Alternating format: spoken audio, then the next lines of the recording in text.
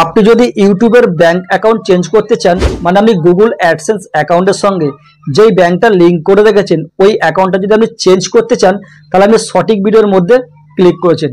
দেখুন, bank account change অনেক কারণে করতে হতে পারে। ধরুন আপনি যেই ব্যাংকের অ্যাকাউন্টটা গুগলের সঙ্গে লিঙ্ক করে রেখেছেন ওই অ্যাকাউন্টটা হয়তো কোনো কারণে ব্লক হয়ে গেছে।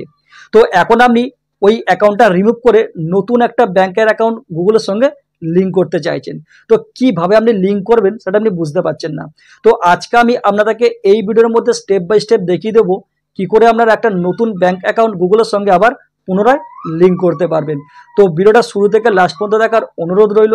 আর যারা এখনো পর্যন্ত আমার চ্যানেলের মধ্যে নতুন আছেন তো প্লিজ চ্যানেলটিকে লাইক, শেয়ার ও সাবস্ক্রাইব করে পাশে থাকা বেল আইকনটিকে অল করে দেবেন।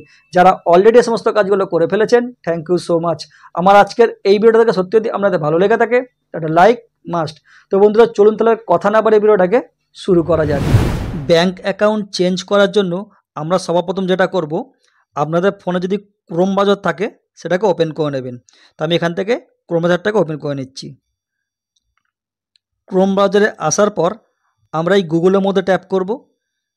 গুগলে আসার পর এখানে আমরা সার্চ করে নেব অ্যাডসেন্স।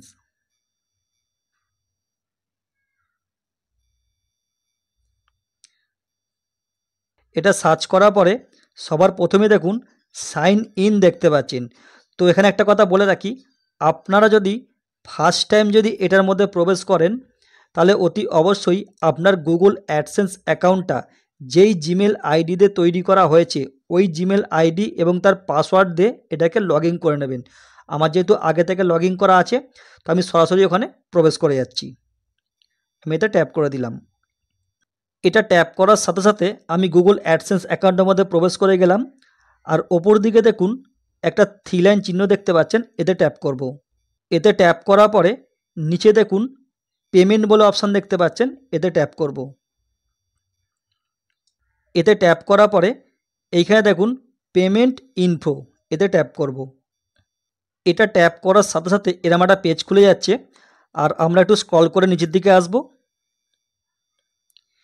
এইখানে একটা অপশান দেখতে পাচ্ছেন ম্যানেজ পেমেন্ট মেথড, এর মধ্যে আমরা ট্যাপ করে নেব। এটা ট্যাপ করার পরে এইখানে একটা অপশান দেখতে পাচ্ছেন অ্যাড পেমেন্ট মেথড, এর মধ্যে আমরা ট্যাপ করব। এটা ট্যাপ করার সাথে সাথে এরকম একটা ফর্ম এখানে ওপেন হয়ে যাবে। আর এখানে এই ফর্মটাকে আপনাদের ফিল আপ করতে হবে, মানে আপনি যেই ব্যাংক অ্যাকাউন্টটা এখানে লিঙ্ক করতে চাইছেন তার ফুল ডিটেলস এখানে আপনাকে দিতে হবে। চলুন সেগুলো একটু দেখিয়ে দিচ্ছি আপনাদেরকে। সবার প্রথম এই অপশানটা দেখুন, এইখানে এই যে অপশানটা দেখতে পাচ্ছেন এটা আপনারা ফিল আপ করতেও পারেন নাও পারেন, এটা কোনো বাধ্যতামূলক নেই। তারপর সেকেন্ড অপশানটা দেখুন নেম অন ব্যাংক অ্যাকাউন্ট, মানে আপনার যে অরিজিনাল নাম, যেই নামটা আপনার ব্যাংকে দেওয়া আছে ওই নামটাই আপনারা অতি অবশ্যই এখানটা করে পরিষ্কারভাবে লিখবেন যাতে কোনো ওয়ার্ড মিস না হয়। তারপর সেকেন্ড অপশানটা দেখুন ব্যাংক নেম, মানে আপনি যেই ব্যাংকটা লিঙ্ক করতে চাইছেন সেই ব্যাংকের নামটা এখানে লিখতে হবে।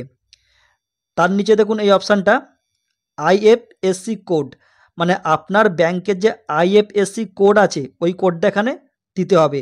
আর এই কোডটা আপনারা আপনার ব্যাংকের পাসবুকের মধ্যেই পেয়ে যাবেন।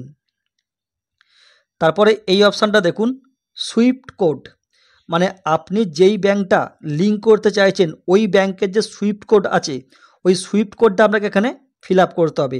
আর এই সুইফট কোড কিন্তু আপনার পাসবুকের মধ্যে লেখা থাকে না, এটাকে আপনাকে আপনার যেই ব্যাংকের অ্যাকাউন্ট আছে ওই ব্রাঞ্চে গিয়ে আপনাকে সুইফট কোড নিয়ে আসতে হবে।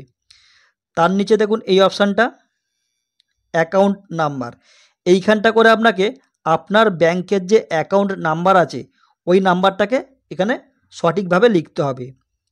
তার নিচে দেখুন এই একটা অপশান, আপনি যেই অ্যাকাউন্ট নাম্বারটা এইখানটা করে লিখবেন সেম টু সেম ওই অ্যাকাউন্ট নাম্বারটা আপনি আবার এইখানটা করেও ফিল আপ করবেন। এই পুরো ফর্মটা ফিল আপ হয়ে যাওয়ার পরে একটু নিচের দিকে আসবেন, এইখানটা করে টিকমার্ক করবেন, এটাকে আপনারা সেভ করে দেবেন। এখানে আপনার কাজ শেষ, আপনার নতুন একটা ব্যাংক অ্যাকাউন্ট এইভাবে লিঙ্ক করতে পারবেন। এটা লিঙ্ক হয়ে যাওয়ার পরে এবার আমরা ব্যাকে যাব। ব্যাকে আসার পর এবার আপনার আগের যে ব্যাংকটা এর সঙ্গে লিঙ্ক করা ছিল সেটাকে আপনি চাইলে পারে এখান থেকে রিমুভ করতে পারেন। তার জন্য দেখবেন নিচের দিকে রিমুভ অপশান দেখতে পাচ্ছেন, এটাকে ট্যাপ করলে পারি আপনার যে পুরনো ব্যাঙ্কটা লিঙ্ক করা ছিল ইউটিউবের সঙ্গে সেটা এখান থেকে রিমুভ হয়ে যাবে। তো এইভাবেই খুব সহজে আপনারা ব্যাঙ্ক অ্যাকাউন্ট চেঞ্জ করতে পারবেন। আর লাস্ট এখানে আরও একটা কথা আপনাদেরকে বলে রাখছি, আপনারা যদি ফার্স্ট টাইম কী করে ব্যাঙ্ক অ্যাকাউন্ট লিঙ্ক করবেন ইউটিউবের সঙ্গে সেটা যদি না করতে পারেন তো আমার চ্যানেলের মধ্যে অলরেডি ভিডিও দেওয়া আছে।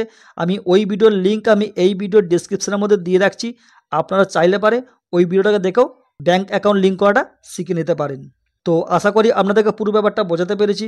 যদি কোথাও বুঝতে অসুবিধা হয় অতি অবশ্যই আমাকে কমেন্ট করবেন, আমি তার রিপ্লাই দেবো।